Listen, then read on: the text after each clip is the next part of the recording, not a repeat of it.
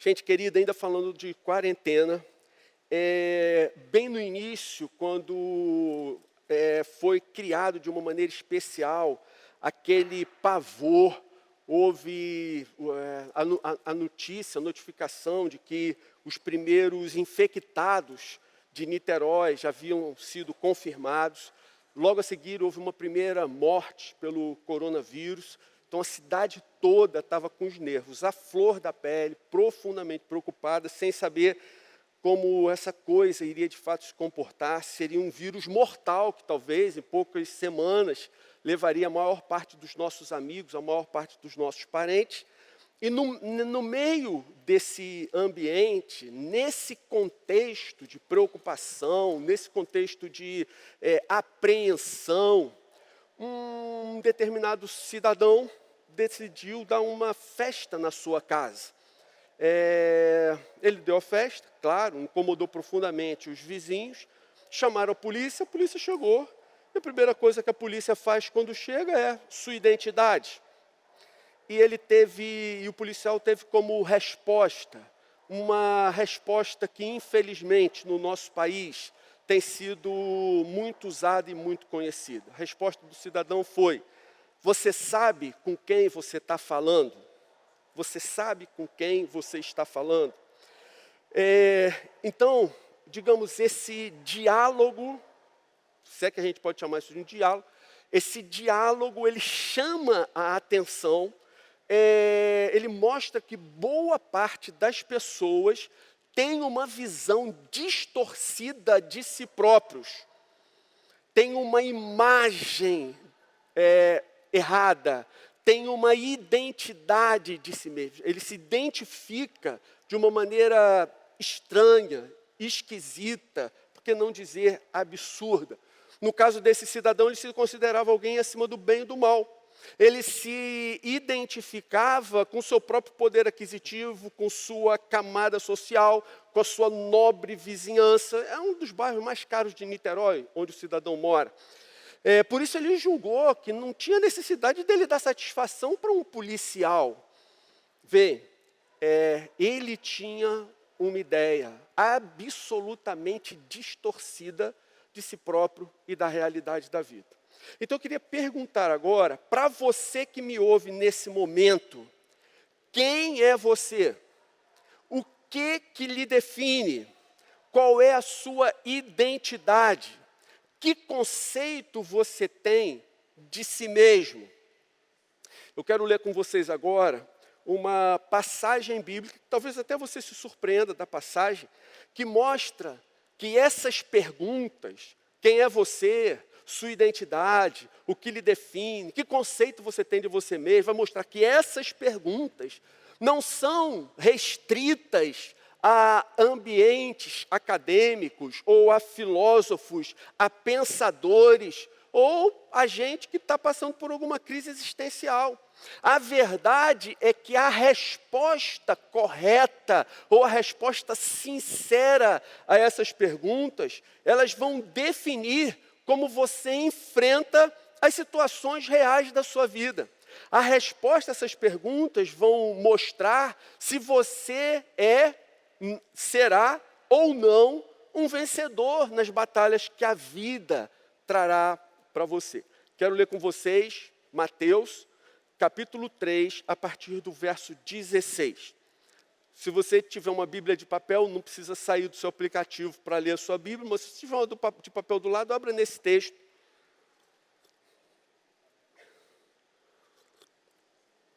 Considere o seguinte, antes de nós lermos: divisão de capítulos e versículos da Bíblia foram feitas bem recentemente.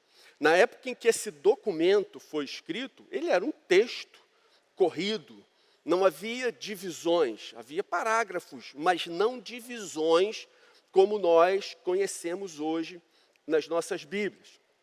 Então, vejam só, o capítulo de Mateus, Mateus capítulo 3 e o capítulo 4, eles não são independentes, não são capítulos separados, mas se trata de um texto único, corrido, escrito de uma só vez, ok? Isso é importante a gente saber. que o texto diz? Agora vamos ler o texto. Mateus capítulo 3, versículo 16, diz assim: assim que Jesus foi batizado, saiu da água. Naquele momento, o céu se abriu e ele viu o Espírito de Deus descendo como pomba e pousando sobre ele. Então, uma voz dos céus disse: este é o meu filho amado de quem me agrado. Qual a situação aqui? Jesus está começando o seu ministério. Ele é batizado e ouve Deus lhe dizendo. Jesus ouve a voz de Deus vinda dos céus e Deus diz a Jesus: este é o meu filho amado de quem me agrado. Em outras palavras, Deus abre os céus e identifica seu filho, identifica o Messias, o Salvador prometido, aguardado, esperado. O que acontece a seguir? Próximo passo, Mateus capítulo 4, versículo 1. Então, Jesus foi levado pelo Espírito ao deserto para ser tentado pelo diabo. E depois de jejuar 40 dias e 40 noites, teve fome. O tentador aproximou-se dele e disse: se és o Filho de Deus, manda que estas pedras se transformem em pães. Percebe? Olha o que acontece. Um relato só. Os céus se abrem, vem a voz do céu e Deus fala: esse é o meu filho amado em quem me comprazo. Então, a cena se estende para o deserto. Jesus é levado até lá pelo próprio Espírito para ele ser tentado pelo diabo. E depois de jejuar 40 dias e 40 noites, aparece o tentador e o questiona: se és o Filho de Deus, manda que estas pedras se transformem em pães. Observe o seguinte. Aliás, deixa eu abrir um parênteses aqui. Ontem, por volta de 20 horas da noite, eu estava sentado na mesa, lanchando, assistindo o culto do Gol. Quando o Felipe leu o texto e começou a falar a respeito desse assunto, Fátima até se assustou, que eu falei assim: não, eu vou falar sobre isso amanhã. Então, o que eu quero dizer para vocês é o seguinte: se fosse numa outra fase da minha própria vida, talvez eu ficasse constrangido, qualquer coisa assim, ia me preocupar em preparar um outro estudo para hoje. Esse aqui já estava no meu coração desde a última pregação. Mas, hoje em dia, eu penso que é muito mais importante obedecer a Deus do que apresentar um sermão que eu acho bonito, ou que vocês achem: pô, que pastor engraçadinho, que legal que ele falou. Não, então vou falar o que Deus colocou no meu coração. O que eu acho eu e o Felipe não conversamos, eu não sabia o que ele ia pregar ontem, até a hora que eu fui falando, ele não sabia o que eu ia pregar hoje, até a hora que ele recebeu o esboço pelo celular. Então, a única coisa que a única convicção que eu tenho em relação a isso é que Deus quer que a gente fale sobre esse assunto. A igreja deve estar atenta para o que Deus pretende falar ao seu coração, ok? Fecha o parênteses e vamos embora. Então, irmãos, vejam, qual é a tentação aqui a que Satanás tenta submeter a Jesus? Observa. Durante muitas vezes eu ouvi esse texto da tentação como sendo algo: depois de jejuar, Jesus estava com muita fome e o diabo ofereceu pão. A tentação era para que Jesus comesse e quebrasse o jejum, ou algo nesse sentido. Mas se você observar o texto como um relato contínuo, você vai ver que é uma questão apenas de interpretação de texto, não precisa nem ter conhecimento teológico, nada nesse sentido. Ele tinha acabado de ver os céus abertos e uma voz vinda do céu dizendo: você é o meu filho amado, em você eu tenho prazer. E aí vem Satanás e diz: se você é filho de Deus, manda que essas pedras se transformem em pães. A ideia de Satanás não é dizer assim: pô, você está com muita fome, come um pãozinho aí. Pô, você precisa se alimentar. Pô, você tem condição de fazer um pão especial, pô, faz um pão cheiroso, e Satanás, nessa altura, já imaginava que daí a 2000 anos ia surgir a Pierre Boulangerie, ia surgir Liège, e ele imaginou assim, pô, Jesus pode fazer um pão até melhor que esse que só vai surgir daqui a 2000 anos. Jesus, por que você não faz um pão desses e mata a sua fome? A tentação não era essa, não era em relação à fome, era algo muito mais sutil e perigoso. O argumento era, se és filho de Deus. A tentação era no sentido de levar Jesus a duvidar do que Deus havia acabado de lhe dizer. Essa era a tentação, que Jesus deixasse de acreditar no que Deus havia lhe falado. Ora, ainda há pouco os céus se abriram e veio a voz do céu e Deus havia lhe dito isso. Que o que Satanás tentou foi fazer com que Jesus pensasse que toda aquela experiência, ainda que tão forte e poderosa, tivesse sido algo meramente irreal, fruto da sua imaginação, que Jesus não se sentisse seguro com o que havia acontecido e o que ele havia acabado de ouvir. Ah, você acha que Deus se importa mesmo com você? Olha onde você está, Jesus. Você está no meio de um deserto, no meio do nada. Há 40 dias que você não come, que você não bebe. E você vai acreditar no que Deus te disse? Você, um nazareno desprezível, que nasceu numa manjedoura, você acha que é mesmo tudo aquilo que o Senhor disse a seu respeito? Então, se você é mesmo filho de Deus, como Deus falou, prove Jesus, prove, mande que essas pedras se transformem em pães. Essa foi a tentativa de Satanás, destruir a confiança de Jesus na palavra de Deus. A tentativa de Satanás foi fazer com que Jesus duvidasse de que Deus é absolutamente fiel e que o Senhor o sustentaria todos os dias da sua vida, como faz com a gente. No entanto, vejam, Jesus sabia o que havia ocorrido com o povo de Israel no deserto. Jesus sabia detalhes da peregrinação de Israel ao longo daqueles 40 anos, naquele deserto de pedra, naquele deserto terrível. Faltava pouco para o povo de Israel chegar a Canaã, e Moisés relembra Israel de toda a lei que havia sido dado enquanto eles caminhavam pelo deserto. E aí nós chegamos no texto de Deuteronômio, capítulo 8, versículos 2 e 3. O que diz esse texto? Moisés diz o seguinte, relembrando o povo de tudo que já havia sido dito. Lembrem-se de como o Senhor, o seu Deus, os conduziu por todo o caminho no deserto, durante esses 40 anos, para humilhá-los e pô-los à prova, a fim de conhecer suas intenções, se iriam obedecer aos seus mandamentos ou não. Assim, ele, Deus, os humilhou e deixou vocês passarem fome, mas depois os sustentou com o maná, que nem vocês, nem os antepassados de vocês conheciam. E aí vem essa palavra que se eternizou, se bem que toda a palavra de Deus é eternizada.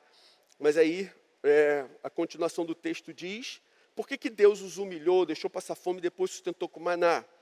Para mostrar-lhes que nem só de pão viverá o homem, mas de toda palavra que procede da boca de Deus. Por isso Deus os testou, por isso Deus os provou. Deus deixou eles passarem fome, mas Deus os proveu. Deus testou a nação de Israel no deserto, por meio das dificuldades, para mostrar àquele povo a condição do seu próprio coração. O maná, o pão que Deus enviou diretamente do céu, não havia sido conhecido pelos antepassados de Israel, pelos antepassados daquele povo. Os patriarcas, alguns, passaram fome e não foram socorridos dessa maneira sobrenatural. Não viram essa provisão fantástica, diferente de tudo, miraculosa, da parte de Deus. Simplesmente passaram fome. Mas agora o povo de Israel teve a oportunidade de ver, de experimentar. Então Deus alimenta o seu povo com o pão que envia do céu. Mas a palavra de Deus é o poder que está por trás desse pão que vai sustentar o povo. Deus alimenta seu povo com o pão que vem do céu.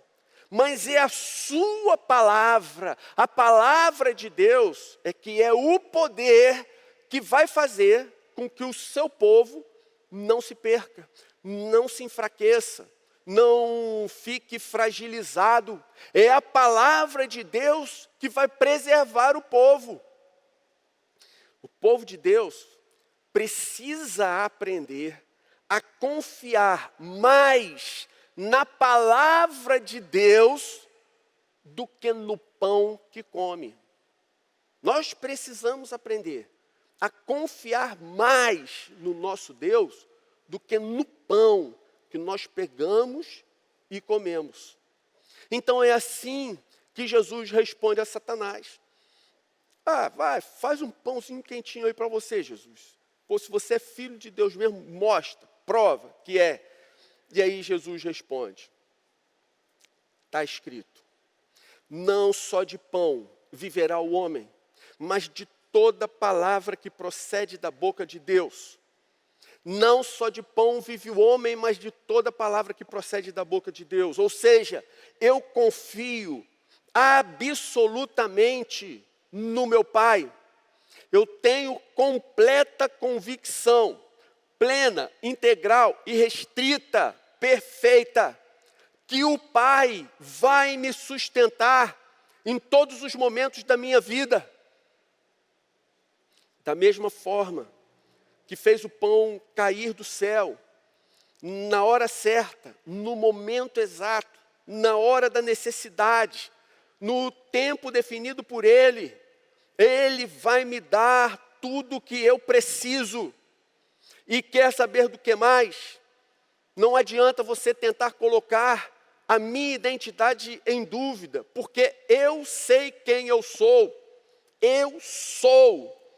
E não preciso provar nada para ninguém.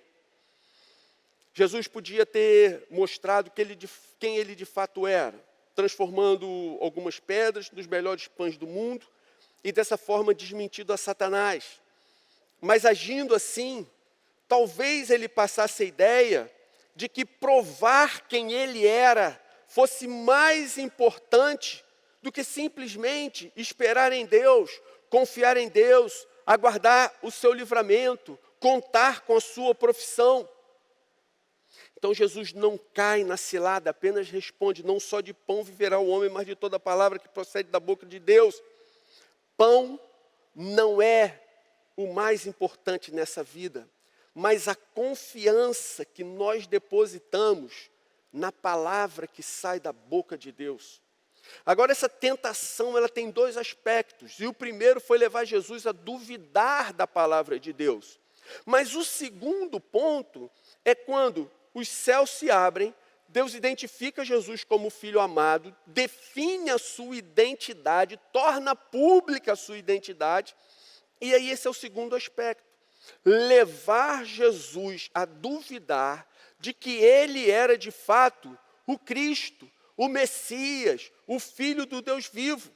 Essa é a segunda grande questão, porque se Jesus viesse a duvidar, ou se mostrasse, se por acaso ele se mostrasse inseguro, ainda que por um instante, quanto à sua própria identidade, provavelmente todo o plano de redenção iria falhar. Todo o seu ministério futuro, tudo que ele estava para realizar provavelmente iria ruir. Mas abrindo um parênteses, mais uma vez, como nós formamos a nossa identidade? Essa pergunta, quem você é? Qual o conceito que você tem de si próprio? Como você se identifica? Os entendidos dizem que a construção dessa identidade é algo muito complexo, e eu tenho certeza disso. Quanto a isso, eu não tenho dúvida nenhuma. Ele se dá em diferentes níveis e em diferentes áreas. Faz parte dessa construção da nossa identidade o aspecto social, o aspecto profissional, a área financeira, familiar, o gênero, o sexo da pessoa, dentre outras. E ela é caracterizada, a identidade de um indivíduo é caracterizada pela forma como o indivíduo vê a si mesmo.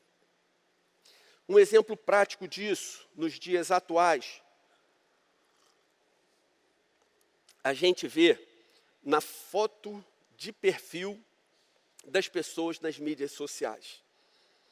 Como as pessoas se identificam, com o que elas se identificam. Basta dar uma olhada nas mídias sociais. Olhe a foto do perfil de cada pessoa. Tem gente que não posta nem a própria foto. Bota foto de um cachorro, bota foto de um gato. Alguns colocam foto de uma prancha de surf. Outros colocam uma marca de roupa, normalmente algo caro, que chame a atenção. Alguns preferem botar uma foto sem roupa. Outros, a camisa de um time de futebol, uns andando de moto, outros pedalando de bike, uma cidade onde a pessoa esteve, andou, um ponto turístico que visitou, a foto dos noivos no altar. São momentos fortes, importantes, são aspectos caros ao coração da pessoa, que faz com que ela se identifique profundamente com aquilo. E veja, eu não estou aqui emitindo nenhum juízo de valor. Estou apenas observando como as pessoas se identificam. No meu caso, tem uma foto exatamente com esse microfonezinho aqui pregando. É assim que eu me identifico, como alguém que ama pregar o Evangelho, como alguém que tem prazer em servir a Deus dessa maneira, que acredita que Deus lhe chamou para isso. Mas a foto das mídias sociais não é a única referência de nossa identidade. Para muitos, os bens materiais, o patrimônio, o poder aquisitivo da pessoa tem um enorme poder na sua identificação. Para outros, é o senso de pertencimento a uma tribo. Eu sou da tribo do stand-up, eu sou da tribo do skate. Não, eu sou intelectual, meu negócio é cultura, eu sou acadêmico. O que eu gosto mesmo é de estar no meio de uma biblioteca. Enfim, a pessoa se identifica das mais diversas formas. No caso de Jesus, a sua identidade se tornou publicamente conhecida pela declaração de Deus. Este é o meu filho amado, de quem eu me agrado. Assim se tornou pública a identidade de Jesus. Quem é Jesus? Como você se identifica? Como você se vê? Jesus é o Filho do Deus vivo, o Messias prometido, o Salvador esperado. Dessa forma, para ele, você vê, o importante para Jesus não foi a sua profissão, seu sucesso profissional, seu sucesso financeiro, se porventura ele tivesse. Não foi o nome da sua família, não foi a sua linhagem real como descendente de Davi, mas o que marcou indelevelmente, permanentemente a sua identidade, foi aquilo que Deus falou a seu respeito. Tu és o meu filho amado. Em ti eu tenho todo o meu prazer.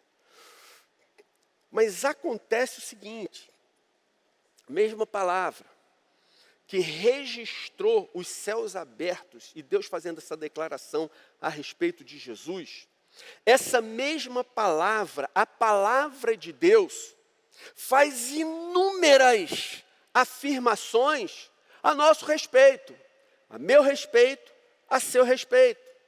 A palavra de Deus diz sobre mim, diz sobre você, que se estamos em Cristo, nós somos perdoados.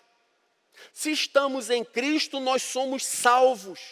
Se estamos em Cristo, nós somos reconciliados. Se estamos em Cristo, nós somos santos. Se estamos em Cristo, nós somos amados.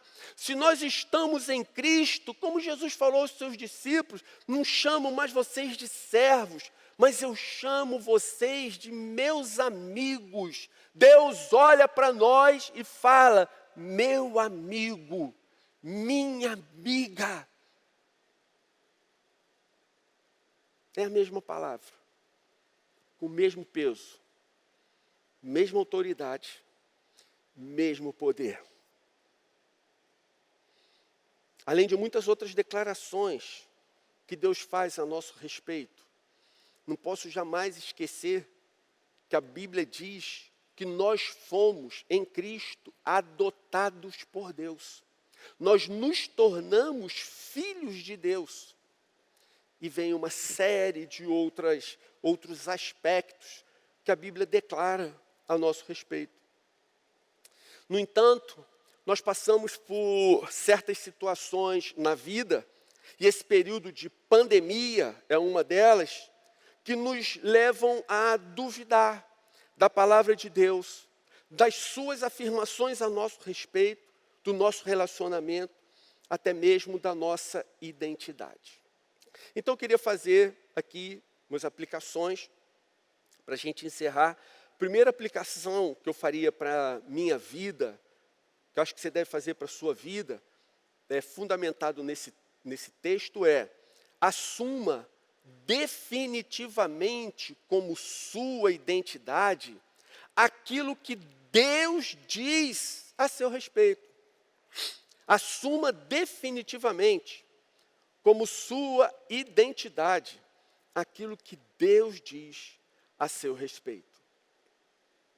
Você não é o que o mundo diz a seu respeito.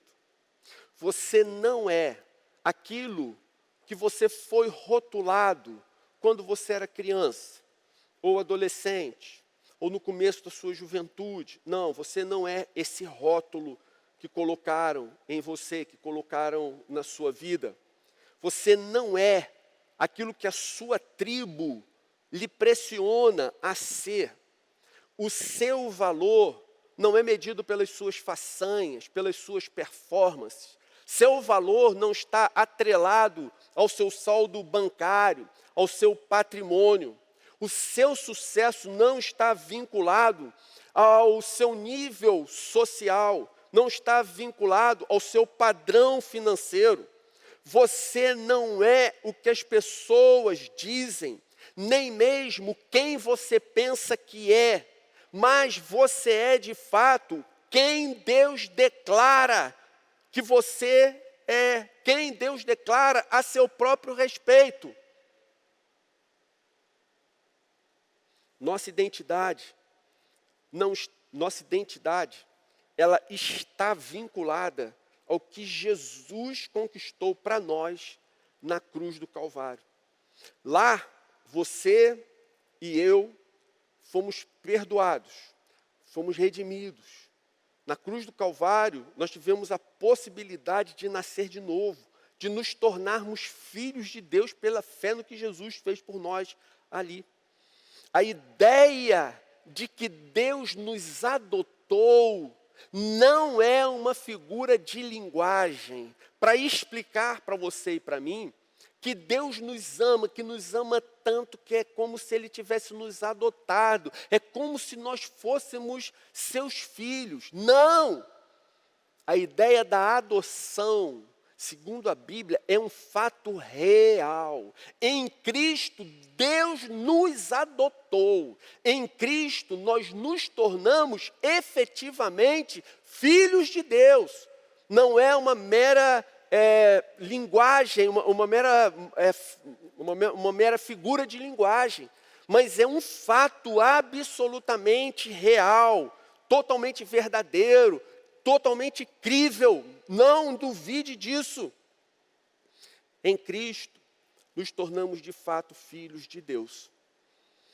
A segunda aplicação, gente, que eu faria é, uma vez que em Cristo você foi feito filho de Deus, não é preciso você provar mais nada para ninguém. Se você, em Cristo, entendeu, se tornou efetivamente, se você entendeu que em Cristo você se torna efetivamente filho de Deus, então você não precisa provar mais nada para ninguém. Você não precisa colocar a sua vida em risco para chamar a atenção das pessoas. Você não precisa fazer um papel estranho, esquisito, repugnante, para atrair a atenção, o carinho, o amor das pessoas. Deus já está atento a você. Deus já te amou, assim como Ele me amou. Você não precisa ser o número 1, você não precisa ser o campeão, o melhor de todos, ter um carrão, uma casona, várias casonas, um saldão no banco. Você não precisa levar a melhor em tudo para ter algum valor. Deus lhe ama, e isso basta. Deus me ama, isso basta. Quando Satanás disser que você não tem valor, que você é um pecador, miserável, desprezível, ele só está falando a verdade. Nós somos assim mesmo. Mas responda para ele que Deus lhe comprou por um alto preço, que Ele pagou por você com o sangue do seu próprio Filho. Por isso você lhe é muito caro. Você é alguém extremamente precioso para Deus. Terceira aplicação. Ao ser tentado pelo inimigo, haja como Jesus agiu. Ao ser tentado pelo inimigo, haja como Jesus agiu. Mais cedo ou mais tarde, o diabo vai tentar te confundir, como tentou com Jesus. Irmãos, irmãs, não lhe deem ouvidos. Talvez você pense nessa pandemia, poxa, eu estou me sentindo só, eu tenho tido medo, eu estou inseguro em relação ao futuro, em relação ao futuro próximo. Irmãos, gente, é precisamente nessa hora que a sua identidade tem que estar muito bem estabelecida no seu coração. Você precisa estar seguro a respeito de quem você é. Porque aí você vai poder responder para o inimigo: não só de pão vive o homem Satanás, mas de toda palavra que procede da boca de Deus. Eu sirvo o Senhor, você respondendo para o inimigo, eu sirvo o Senhor há tanto tempo, Ele jamais me desamparou, porque Ele me desampararia agora. Certamente, Ele permanecerá fiel. E te digo mais, Satanás, eu prefiro a pandemia com Deus do que uma sociedade totalmente saudável com a ausência dEle. Do mesmo jeito que Moisés preferia o deserto com Deus do que Canaã sem Ele, eu prefiro permanecer indefinidamente nessa situação, se eu tiver a segurança de que Deus está do meu lado.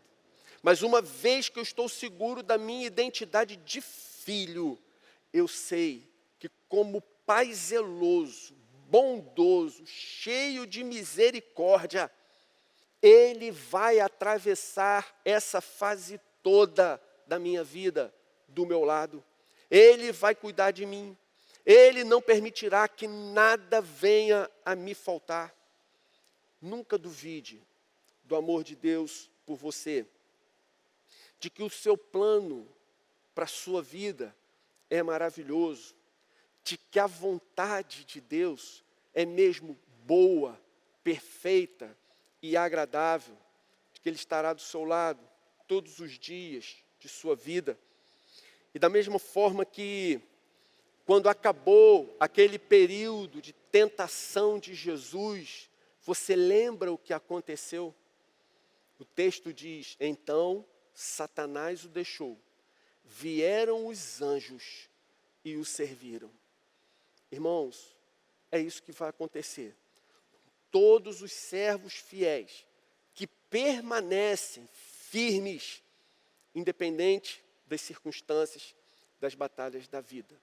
Consolide a sua identidade no Senhor. Prossiga assim, até que o Senhor volte para buscar a sua igreja. Vamos orar? Senhor querido, ajuda a gente a não apenas entender, mas a vivermos na prática essa realidade. Senhor, nós não queremos que o principal aspecto da nossa identidade seja nenhum outro que não o de que somos efetivamente filhos de Deus, que nós fomos gerados de novo, o Teu Espírito operou em nós, nos tornamos Seus filhos. Assim queremos ser identificados, aonde quer que o Senhor nos leve, e guarda sim o nosso coração, ajuda a gente nesse processo, e que o Senhor mantenha as Tuas mãos sobre todos nós. Guarda a gente e livra do mal, em nome de Jesus que nós pedimos. Amém. Deus abençoe.